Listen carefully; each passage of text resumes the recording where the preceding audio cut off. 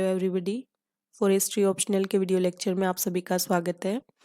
आज के इस वीडियो में हम वुड प्रिजर्वेशन के बारे में बात करने वाले हैं। तो देखेंगे कि वुड प्रिजर्वेशन से क्या मीन है। इसके साथ ही जो ऑब्जेक्टिव है वुड प्रिजर्वेशन को उनको भी हम डिस्कस करेंगे एंड जो प्रिजर्वेटिव होते हैं इनके टाइप्स को भी देखेंगे। तो स्टार्ट करते हैं। वुड प्रिजर्वेशन की जो प्रोसेस होती है उसमें बेसिकली क्या किया जाता है कि वुड को प्रिजर्व करना है। तो वुड को प्रिजर्व करने की आवश्यकता हमें क्यों पड़ती है कि हम सब जानते हैं कि काफ़ी सारे डिकेइंग एजेंट्स होते हैं। इनको हम ऑलरेडी डिस्कस कर चुके हैं।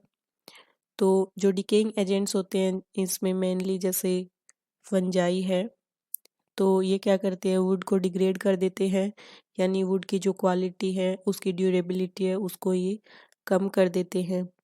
तो इस वजह से हमें वुड प्रिजर्वेटिव को यूज़ करना पड़ता है ताकि हम जो ये डिकेइंग एजेंट्स हैं इनको किल कर पाएँ। तो वुड प्रिजर्वेशन की प्रोसेस में हम डिकेइंग एजेंट्स को किल करते हैं with the help of would preservatives. तो वुड प्रिजर्वेटिव्स जो होते हैं ये मेनली केमिकल्स होते हैं और इससे फिर हम ये जो डिकेइंग एजेंट्स हैं उनको किल करते हैं। एंड जो हमारा यहाँ पे मेन एम होता है कि जो वुडी मटेरियल है हमारा उसकी जो नेचुरल ड्यूरेबिलिटी है उसको फिर हम इंक्रीज़ करेंगे यहाँ, नेचुरल ड्यूरेबिलिटी। तो इससे क्या होगा कि लाइफ बढ़ जाएगी, जो वुडी मटेरियल है उसकी ये इंक्रीज़ होगी इससे। यानी वुड प्रिजर्वेशन की जो प्रोसेस होती है उसमें हम वुड प्रिजर्वेटिव को यूज करके और नेचुरल ड्यूरेबिलिटी जो है वुडी मटेरियल की उसको इंक्रीज़ करते हैं। तो ये हमने बात की वुड प्रिजर्वेशन का जो बेसिक एम है हमारा। अब हम बात करेंगे कि और क्या ऑब्जेक्टिव हैं वुड प्रिजर्वेशन के। ऑब्जेक्टिव ऑफ वुड प्रिजर्वेशन, तो वुड प्रिजर्वेशन में हमारा मेन ऑब्जेक्टिव होता है कि जो वुडी मटेरियल हमारे घरों में मिलता है उसकी जो लाइफ है उसको इंक्रीज़ करना। तो वुडी मटेरियल से आप ले सकते हैं जैसे फर्नीचर वगैरह है या फिर दरवाजे खिड़कियाँ जो भी, तो उनकी जो लाइफ है उसको इंक्रीज़ करना है। और अगर हम बड़े लेवल पे इंडस्ट्री की बात करें तो फिर जो वुडी मटेरियल वहाँ प्रिपेयर होता है उसकी लाइफ है उसको इंक्रीज़ करना। तो इसके लिए हम वुड प्रिजर्वेटिव को यूज़ में लेते हैं। तो फिर जो अल्टीमेट कॉस्ट है यहाँ पे प्रोडक्ट की वो फिर डिक्रीज़ हो जाएगी। अदरवाइज़ क्या होगा कि अगर हमने फर्नीचर ख़रीदा और 1 साल में वो ख़राब हो गया तो फिर क्या होगा, हमें दोबारा फर्नीचर ख़रीदना पड़ेगा। तो दोबारा फर्नीचर ख़रीदने के लिए अब हम पे इकोनॉमिक बर्डन है वो भी बढ़ेगा। इसके साथ ही जो हमारी टिम्बर इंडस्ट्री है उस पे भी लोड बढ़ेगा। तो ओवरऑल जो अल्टीमेट कॉस्ट है वो फिर यहाँ से इंक्रीज़ हो जाएगी। तो अब इस अल्टीमेट कॉस्ट को डिक्रीज़ करने के लिए आवश्यक है कि हम वुड प्रिजर्वेटिव को यूज़ करें ताकि जो हमारा वुडी मटेरियल है उसकी शेल्फ लाइफ है वो बढ़ जाए। तो इससे क्या होगा कि हमें वुडी मटेरियल को बार बार रिप्लेस करने की आवश्यकता नहीं होगी। तो ये हमने डिस्कस किए हैं ऑब्जेक्टिव वुड प्रिजर्वेशन के। अब हम बात करेंगे वुड डिके के बारे में।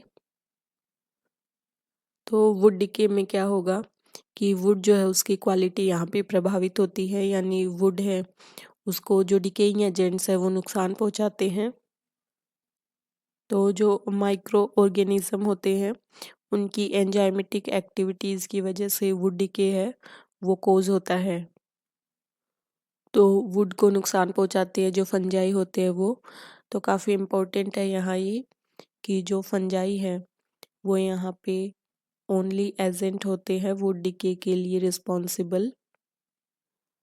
एंड इसके अलावा जो वुड डिके के लिए अदर जो एजेंट्स जिम्मेदार होते हैं वो है इंसेक्ट वगैरह या फिर marine animals and UV rays and, लेकिन ये सब क्या है कि इतने ज़्यादा यहाँ पे प्रभावित नहीं करते वुड को जितना फंगस करती है। तो इसकी तुलना में ये बहुत कम करते हैं। तो मेनली जो फंगस है वो यहाँ पे प्रभावित करती है वुड को। अब हम बात करेंगे वुड प्रिजर्वेटिव के बारे में। तो सबसे पहले हम क्राइटेरिया देखेंगे वुड प्रिजर्वेटिव के लिए, उसके बाद में हम वुड प्रिजर्वेटिव के टाइप्स को देखेंगे। तो क्राइटेरिया के बारे में बात करेंगे। क्राइटेरिया क्या है वुड प्रिजर्वेटिव के लिए? तो फर्स्ट बात करेंगे कि जो वुड है उसको प्रोटेक्शन प्रदान कर पाएँ, यानी वुड प्रिजर्वेशन का जो काम है वो अच्छे से कर पाएँ। सेकंड है कि जो ह्यूमंस हैं उनको यहाँ से नुकसान कम से कम पहुँचे, क्योंकि वुड प्रिजर्वेटिव में केमिकल्स होते हैं जो कि एक तरीके के पेस्टिसाइड होते हैं।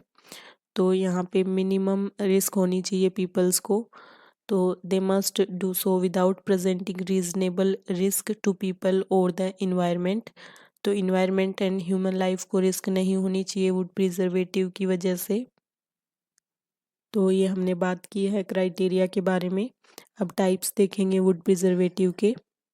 तो टाइप्स में सबसे पहले हम बात करेंगे टार ऑयल प्रिजर्वेटिव की, उसके बाद वाटर बॉर्न प्रिजर्वेटिव, फिर सॉल्वेंट बेस्ड प्रिजर्वेटिव। तो टार ऑयल प्रिजर्वेटिव में क्या होगा कि जो कोल तार होता है उससे बने होते हैं ये। तो टार ऑयल प्रिजर्वेटिव जो है ये डार्क लिक्विड्स होते हैं।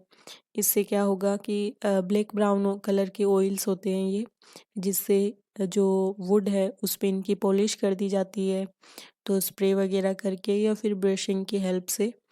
तो इससे फिर ये वुड प्रिजर्वेटिव का काम करते हैं, यानी वुड है उसको जो डिकेइंग एजेंट्स हैं उससे प्रभावित नहीं होने देते। तो टार ऑयल प्रिजर्वेटिव का जो एग्जाम्पल है वो है क्रियोसोट।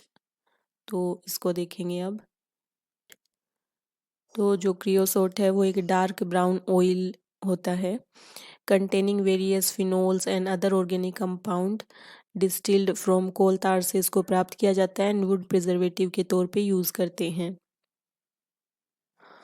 अब हम बात करेंगे इसके एडवांटेज एंड डिसएडवांटेज की। सबसे पहले हम एडवांटेज की बात करेंगे। तो एडवांटेज में क्या होगा कि हमें यहाँ पे वुड प्रिजर्वेटिव के तौर पे इसको यूज़ करना है, यानी मेनली ये जो फंजाई और इंसेक्ट हैं उनके लिए टॉक्सिक होता है, यानी उनको किल कर देता है। तो फंजाई एंड इंसेक्ट के लिए ये टॉक्सिक होगा एंड जो वुड है उसके द्वारा इजीली इसको एब्जॉर्ब कर लिया जाता है एंड ये लॉन्ग लास्टिंग होता है।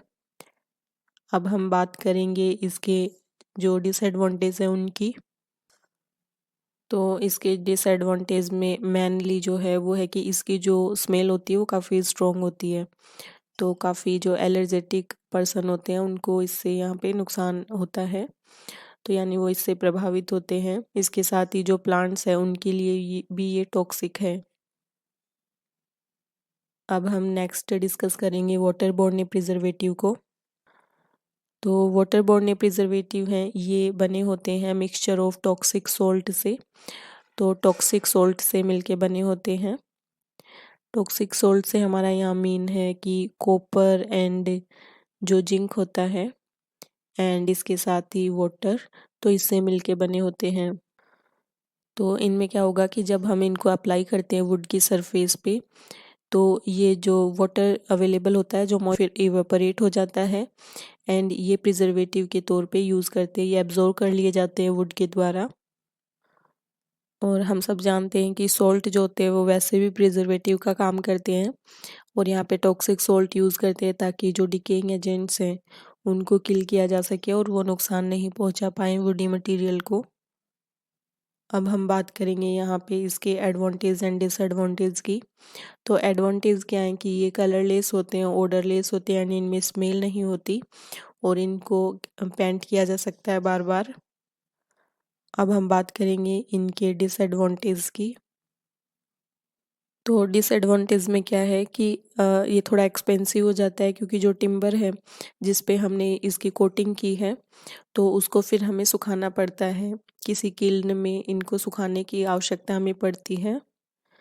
और किल्न के बारे में हम डिस्कस कर चुके हैं। किल्न का मीन कि एक भट्टी टाइप होता है जिसमें कि वुड में बर्निंग वगैरह की जो प्रोसेस है वो की जाती है। तो यहाँ पे टेम्परेचर जो है उसकी सहायता से वुड है उसको सुखाया जाता है।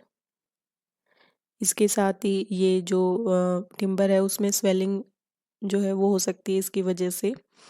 इसके अलावा जो सोल्ट है अगर वो वॉश हो जाए तो फिर प्रिजर्वेटिव है वो भी उनके साथ चला जाएगा, तो फिर जो वुडी मटेरियल है उसको फिर यहाँ पे जो डिकेइंग एजेंट्स है वो प्रभावित कर सकते हैं। तो ये हमने बात की है वाटर बोर्न प्रिजर्वेटिव के बारे में। अब देखेंगे सॉल्वेंट बेस्ड प्रिजर्वेटिव को। सॉल्वेंट बेस्ड जो प्रिजर्वेटिव होते हैं ये टॉक्सिक केमिकल से मिलके बने होते हैं। तो जो सॉल्वेंट बेस्ड प्रिजर्वेटिव होते हैं इनमें जो टॉक्सिक केमिकल्स हैं वो किसी लिक्विड में डिसॉल्व्ड रहते हैं। तो ये लिक्विड वाटर के अलावा कोई अदर जो लिक्विड्स हैं उनको इसमें यूज़ करते हैं, जैसे वाइट स्पिरिट्स वगैरह। तो जब हम अप्लाई करेंगे सॉल्वेंट बेस्ड प्रिजर्वेटिव को वुड की सरफेस पे, तो सॉल्वेंट है वो तो इवापोरेट हो जाएगा एंड जो प्रिजर्वेटिव है वो वुड की सरफेस पे रह जाएगा, जिससे कि जो डिकेइंग एजेंट्स हैं उनको ये फिर किल कर देगा, ताकि यहाँ से फिर जो वुडी मटेरियल है उसको नुकसान नहीं पहुँचेगा। अब हम इसके एडवांटेज एंड डिसएडवांटेज की बात करेंगे। तो इसके एडवांटेज में क्या है कि इसको बार बार पेंट किया जा सकता है, can be painted our. And इसके बाद है कि इसको इंडोर जो फर्नीचर वगैरह हमारा उसमें यूज़ कर सकते हैं। एंड जो लीचिंग की प्रोसेस होती है उसके लिए ये रेजिस्टेंस होता है इसमें, तो लीचिंग की प्रोसेस के लिए रेजिस्टेंट होता है ये। तो अब बात करेंगे इसके नेगेटिव इम्पैक्ट के बारे में। तो जो सॉल्वेंट बेस्ड प्रिजर्वेटिव होता है इनकी जो स्मेल होती है वो काफ़ी स्ट्रॉन्ग स्मेल होती है। इसके साथ ही जो इसका सबसे बड़ा डिसएडवांटेज है वो है कि ये बहुत जल्दी आग पकड़ता है। इसकी वजह से जो फायर हैज़ार्ड्स हैं वो काफ़ी ज़्यादा होते हैं। इंडस्ट्रीज़ वगैरह में ऐसी जो दिक्कत है वो देखने को मिलती है।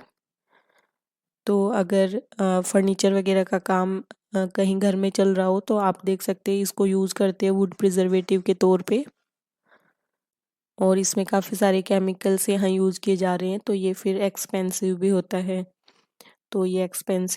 है। तो ये हमने बात की आज वुड प्रिजर्वेशन के बारे में एंड वुड प्रिजर्वेटिव्स के बारे में। आई होप इन लेक्चर से आपको हेल्प होगी। So keep watching and keep sharing. Thank you so much. Have a nice day.